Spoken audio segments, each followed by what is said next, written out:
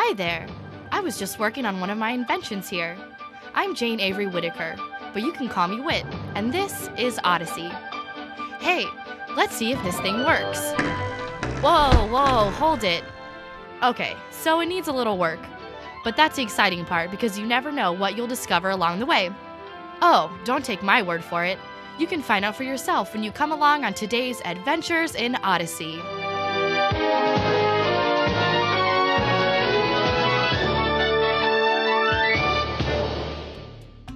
It's another beautiful day in Odyssey, and Connie's real busy serving ice cream at Whit's End while Jane Avery Whitaker is working hard down in her basement. Right now, Whit is working on a new invention, but in a very short time, she's going to be working on something else, something very dark and mysterious.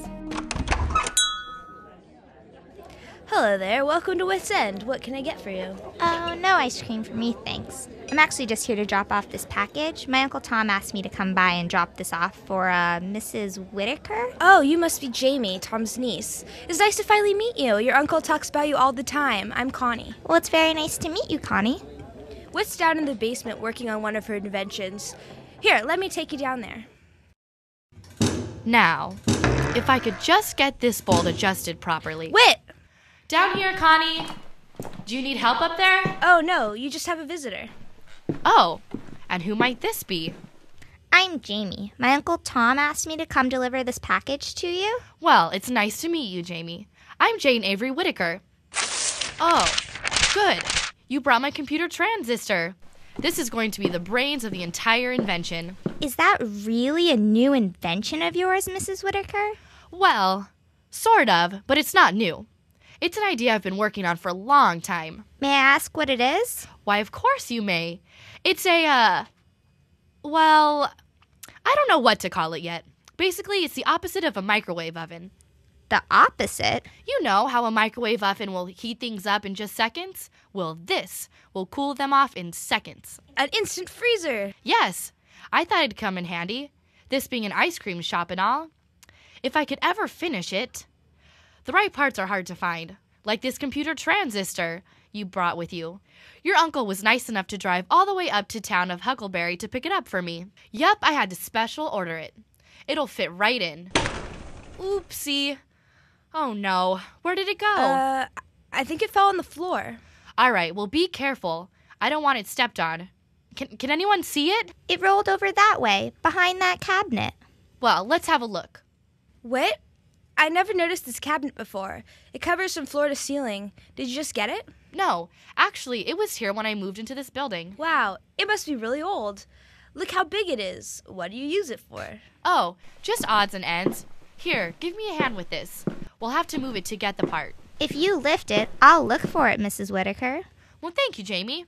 Are you sure we can move it? I don't know. Never needed to until now. Only one way to find out.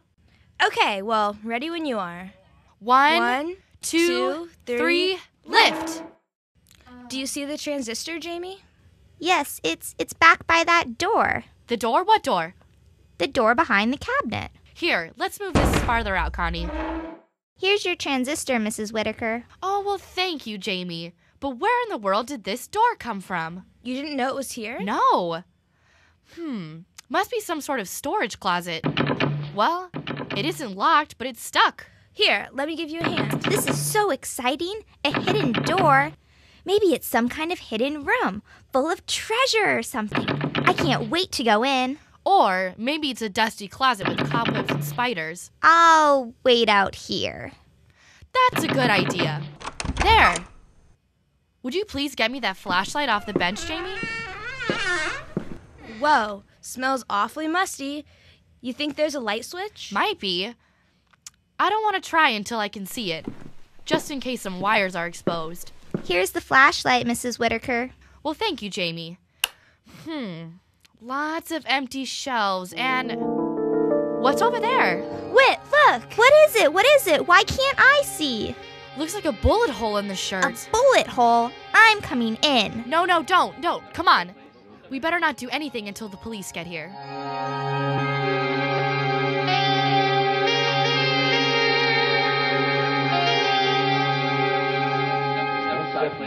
Okay, guys, let's wrap it up so Mrs. Whitaker can have her basement back. Well, Inspector Howards, what do you make of it? A secret room? And of all things, a fully dressed skeleton propped it up in a chair? Believe it or not, Mrs. Whitaker, what you stumbled upon today may have taken care of a mystery that has been unsolved in Odyssey for better than 40 years. Fortunately for us, there was a wallet in the skeleton that gave us some identification. The skeleton is a man named Spencer Barfield. Sound familiar? No, not at all. Should it? Spencer Barfield was a maintenance man that worked right here in this building back in the 40s, back when this place was a community center for family activities. The 1940s? Yes, young lady, you see, Spencer Barfield came into Odyssey around 1946. He was a typical drifter, no family that we knew of, just seemed to come from nowhere. Well, I remember the building was a recreation center, but I sure don't remember a Spencer Barfield. Well, maybe you will when I remind you that the Odyssey Bank was robbed one night back in 1946 by one man, possibly two. We didn't know for sure, who made off with about $25,000. That's a lot of money. Yeah, now I remember. First time anything like that had ever happened in Odyssey. I was a police rookie then, and let me tell you, it caused quite an uproar. Well, what does it have to do with this? Spencer Barfield. Well, after the bank robbery, Spencer disappeared.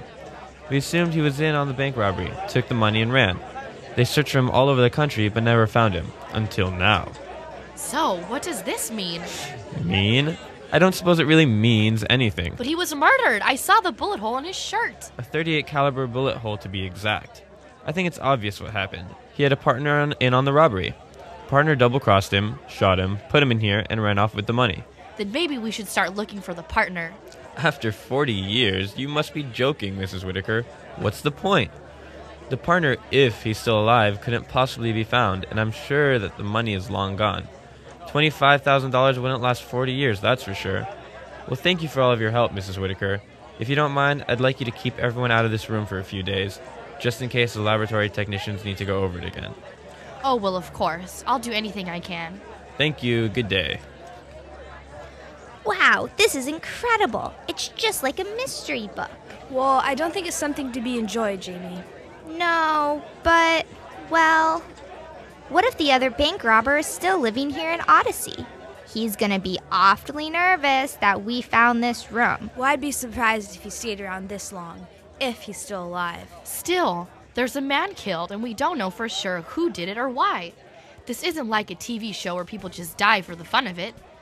Spencer Barfield was a man, just like us, and we're assuming all the worst about him.